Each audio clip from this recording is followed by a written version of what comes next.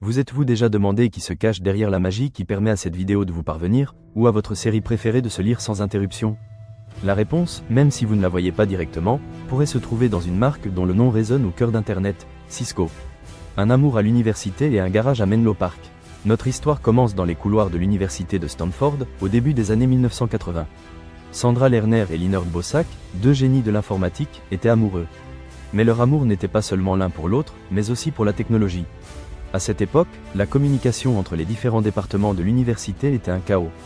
Leurs ordinateurs, appartenant à des réseaux différents, ne pouvaient pas se parler. Sandra et Leonard ont vu un problème et une opportunité. Ils ont créé un système qui permettait à ces réseaux disparates de communiquer. Ce qui a commencé comme une solution interne est devenu la base d'une entreprise qui allait révolutionner le monde, Cisco Systems, fondée officiellement en 1984. Le nom, Cisco, est une abréviation de San Francisco, la ville où tout a commencé. La légende raconte qu'en enregistrant le nom, ils ont oublié de mettre le S de Systems, bien que cela n'ait jamais été confirmé complètement. Ce qui est certain, c'est qu'ils ont commencé dans un garage, comme tant d'autres légendes de la Silicon Valley. Surmonter le chaos initial, les premières années ont été des montagnes russes. La demande augmentait, mais la gestion était un défi.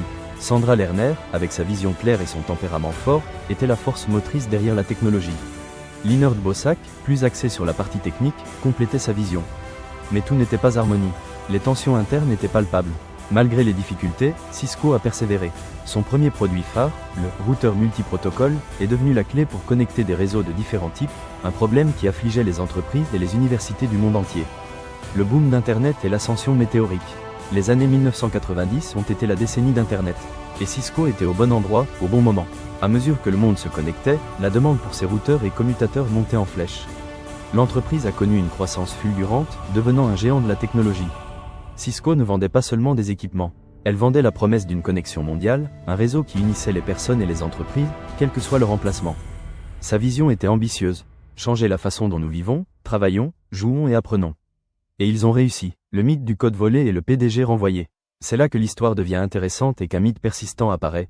Ont-ils vraiment volé le code de base de Cisco à Stanford? La légende urbaine dit que Bosack et Lerner, étant employés de l'université, ont emprunté le code du routeur qu'ils y ont développé sans permission. Bien que Stanford ait poursuivi Cisco pour violation du droit d'auteur, l'affaire a été réglée à l'amiable. Les termes de l'accord n'ont jamais été rendus publics, alimentant encore plus le mystère. S'agissait-il d'un simple malentendu ou d'un cas d'appropriation illicite? La vérité, probablement, nous ne la connaîtrons jamais complètement. Une autre curiosité entoure la figure de Sandra Lerner. Bien qu'elle soit une visionnaire et cofondatrice, elle a été renvoyée de Cisco en 1990, apparemment en raison de différences irréconciliables avec le conseil d'administration. Son départ a suscité la controverse et a laissé une empreinte sur la culture d'entreprise de l'entreprise. Cisco aujourd'hui, le géant silencieux du réseau. Aujourd'hui, Cisco est bien plus que des routeurs et des commutateurs. C'est un géant technologique qui offre des solutions de sécurité, de collaboration et de logiciels, entre autres.